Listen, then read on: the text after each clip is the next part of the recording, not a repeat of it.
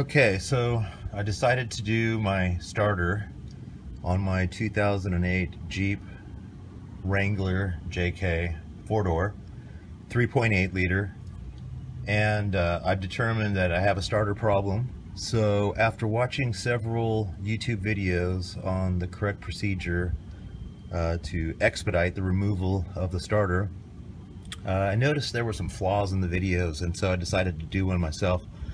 So first, there's a couple of bolts. As you've seen probably other videos, you've seen the 2 bolt locations, one at the very top up there. It's kind of hard to see in this shot. And then the bottom one right here.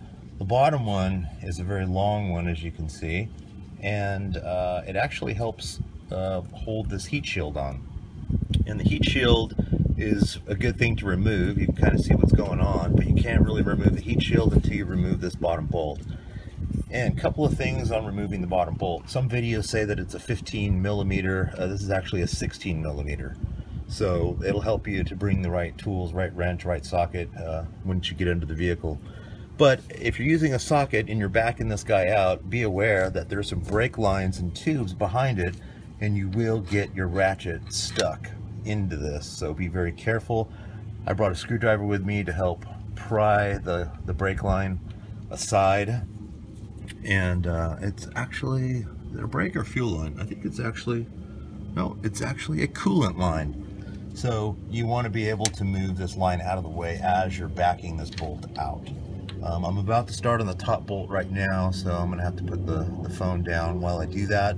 But at least I got the bottom one out so I can slide the heat shield off, which will help sort of shed some light on what's going on in here. So anyway, as soon as I get all this ripped off, I'll start it back up here again. Okay, so I had some fun with the top bolt, and I've left the heat shield on for now because I didn't want to rip out these staples. I'm guessing if I can take the starter off in one piece, I could probably slide the heat shield off and be able to reuse it, keeping it intact without damaging where these staples are at right here.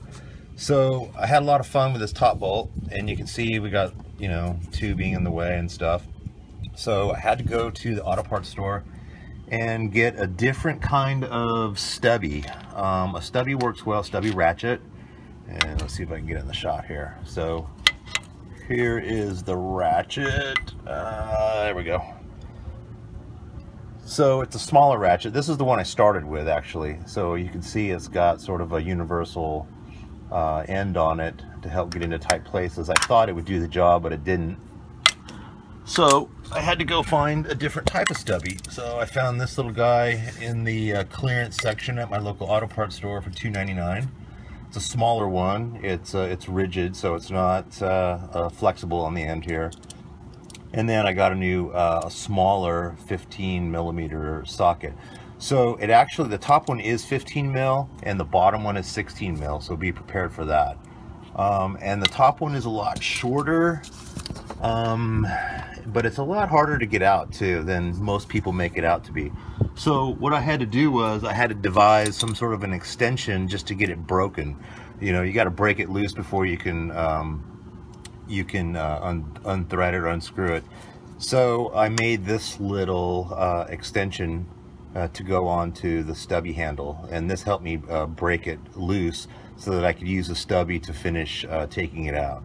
So now that I got the top bolt out, I'm going to go ahead and slide the starter out and then slide the heat shield off and get it out here in the open so I can play with it and put the new one in. So stand by. On the front end of the starter, don't forget to pull the wires off first before dropping the starter.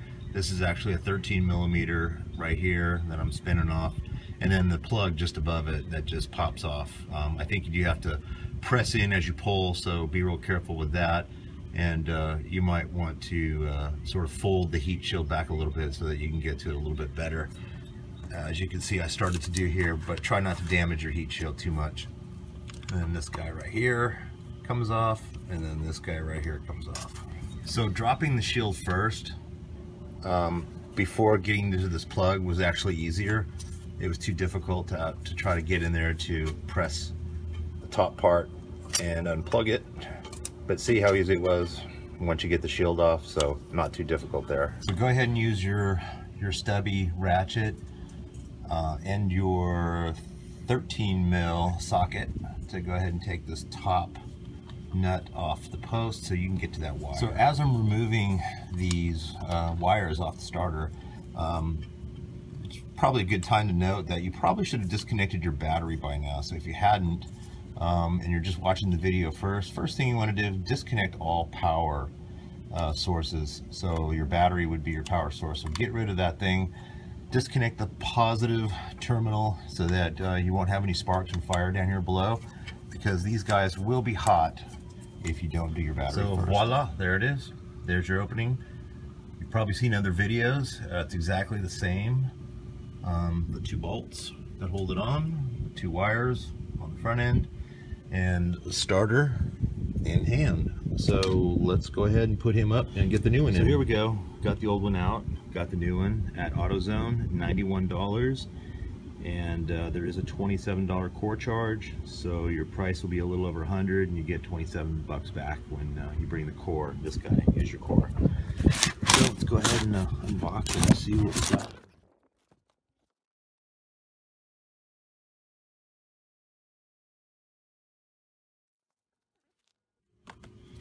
And part numbers for you in case you need them.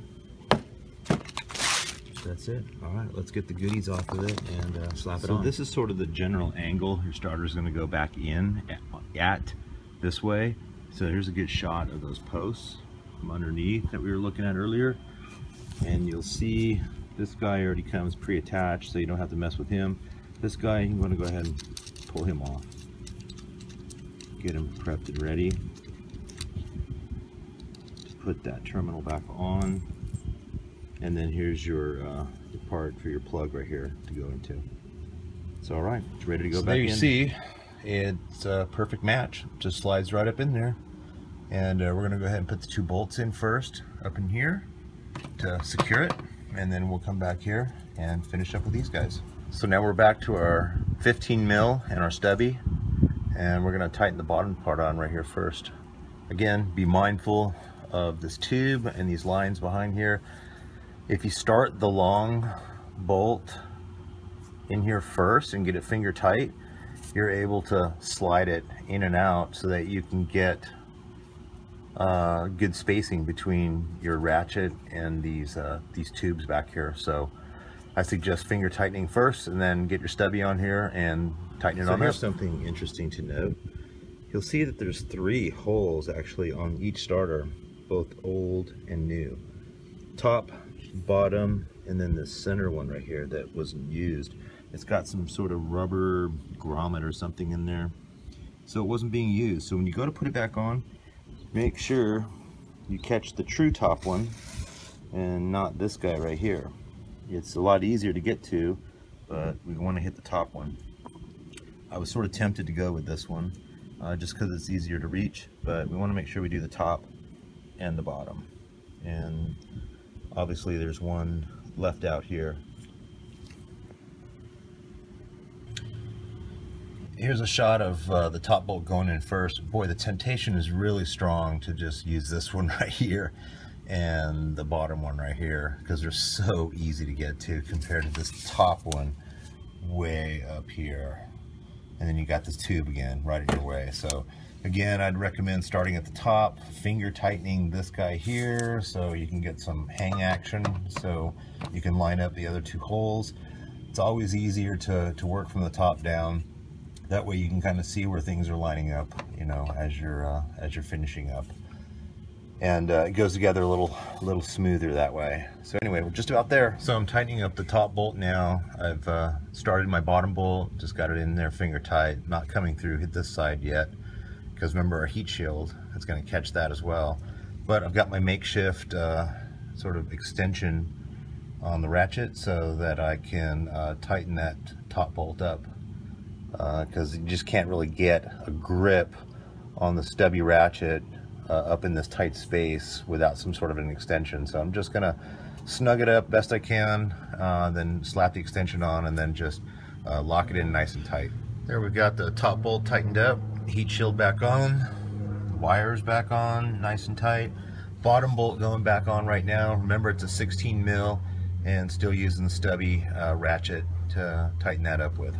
I had to use some needle nose to hold this little locking nut down on the back of the heat shield to get it to tighten up.